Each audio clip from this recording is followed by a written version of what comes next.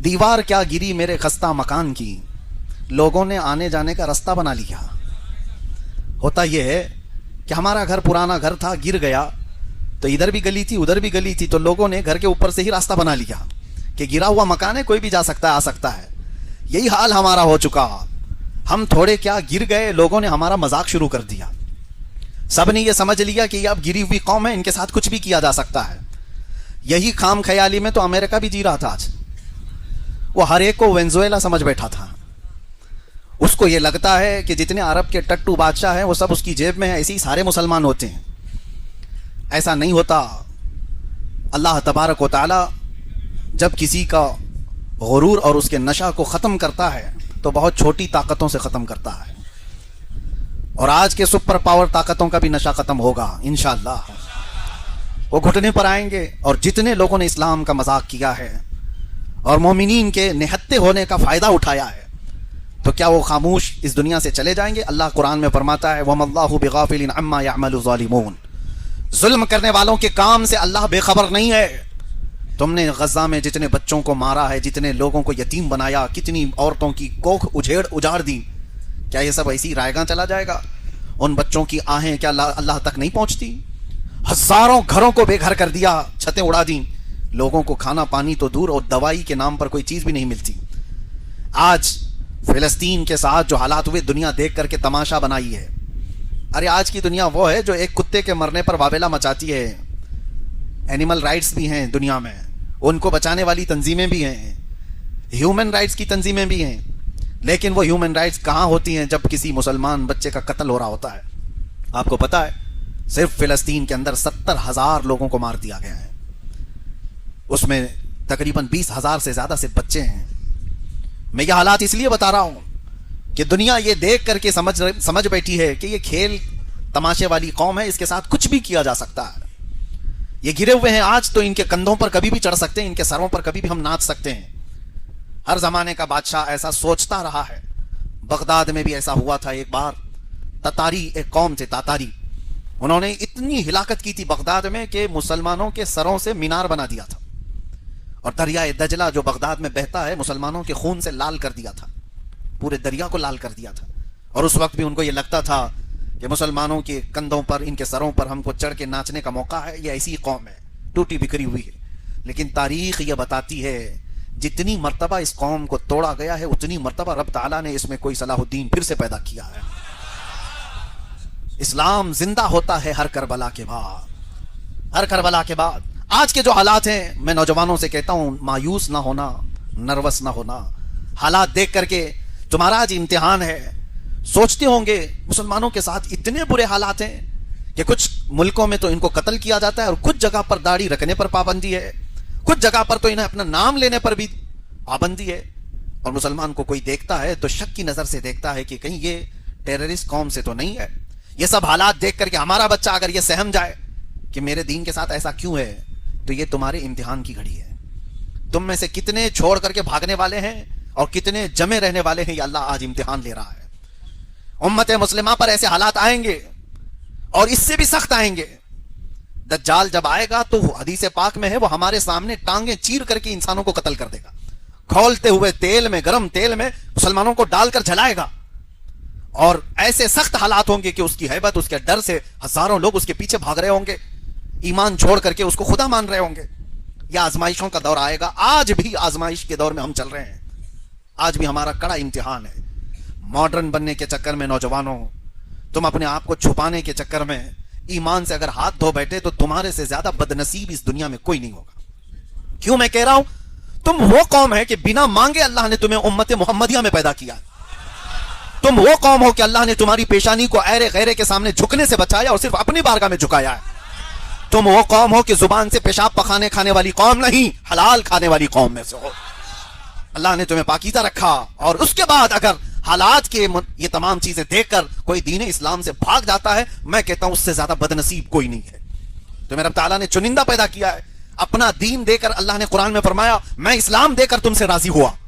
اس سے بہتر دین تمہیں دنیا میں کیا ملتا، جو تمہارے پیدا ہونے سے لے کر قبر میں جانے تک ہر مسئلے کا حل قرآن بتاتا ہے۔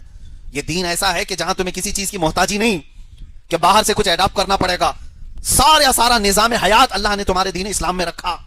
مجھے پوچھو, کوئی بھی مسئلہ پوچھو, جوانی کے وقت, شادی کے وقت, تجارت کے وقت, بچے ہونے کے وقت, پڑوسیوں کے معاملات, استاد و شاگرد کے معاملات, آقا و غلام کے معاملات, کون سا ایسا معاملہ ہے جو اسلام نے تشنا چھوڑا ہے؟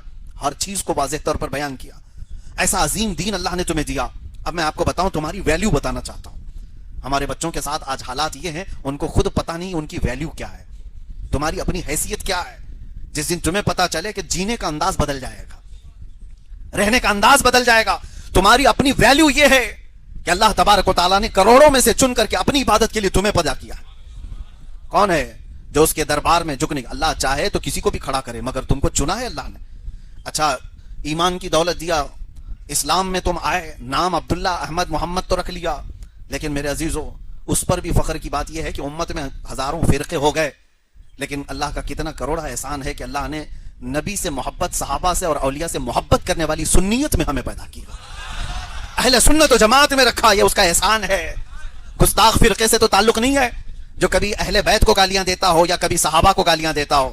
اس میں سے اللہ نے تمہیں نہیں بنایا, اور ان خبیثوں میں سے نہیں بنایا جو اولیاء کی کرام کی شان میں بھونکتے ہیں.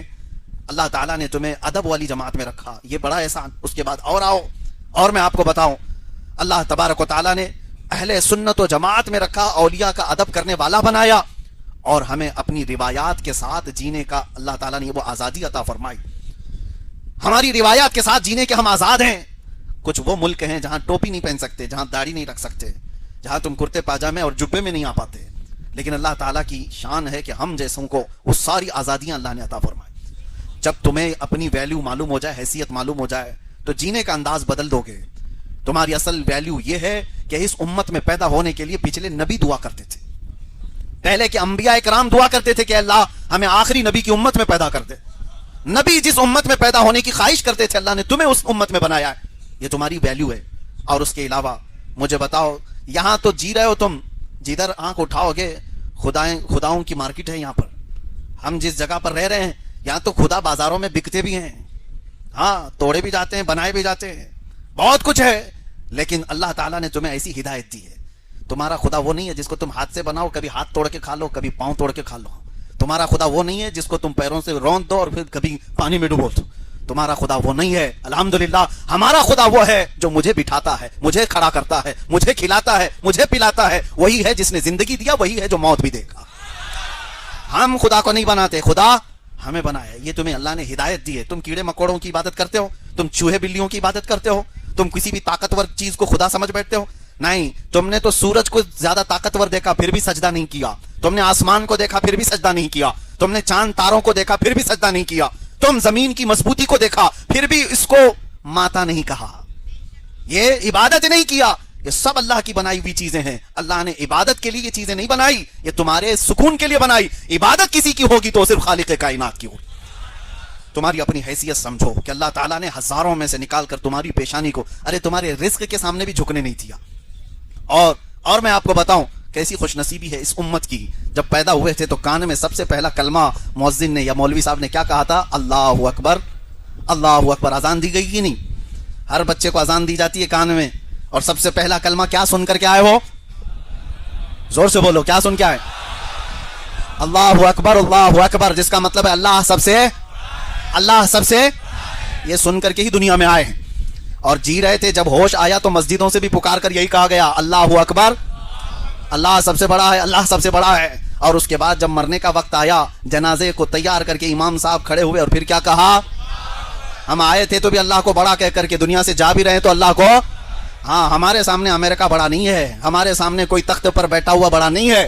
وہ ہوگا, بڑا ہو سکتا ہے یا کوئی سڑا ہو سکتا ہے, لیکن کائنات کا سب سے بڑا وہ اللہ رب العزت ہے. تم رب ذوالجلال کو سب سے بڑا ماننے والی قوم میں اللہ نے تمہیں پیدا کیا. یہ تمہاری ویلیو ہے. اور اس کے بعد اب آؤ میں اور آپ کی ویلیو اور آپ کی حیثیت بتاؤں کہ اللہ تبارک و تعالیٰ کا جتنا شکر کرو وہ کم ہے کہ اس زبان کو اللہ نے کیا کھانا ہے کیا نہیں کھانا یہ بھی ہمیں بتا کے بھیجا ہے. اور قرآن میں کیا فرماتا ہے؟ کلوا من طیبات ما رزقناکم, ہم نے جو رزق دیا ہے ان میں سے پاکیزہ چیزیں کھاؤ. خنزیر کھا سکتے ہو, کتا کھاتے ہو, کوئی غلاظت تمہاری زبان پر آئے گی؟ نہیں. ارے ہم تو اللہ کے نام پر جو ذبح نہیں ہوا اس کو نہیں کھاتے, مردار ہے. ہمارے لیے ناپاک چیزیں اللہ نے الگ کر دی. کہا تم اللہ کا ذکر کرتے ہو اپنی زبان سے, صرف پاکیزہ چیز کھاؤ گے. ہاں, یہ الحمدللہ یہ قوم ہے جس کو اللہ تعالیٰ نے رزق میں بھی پاکیزگی عطا فرمائی.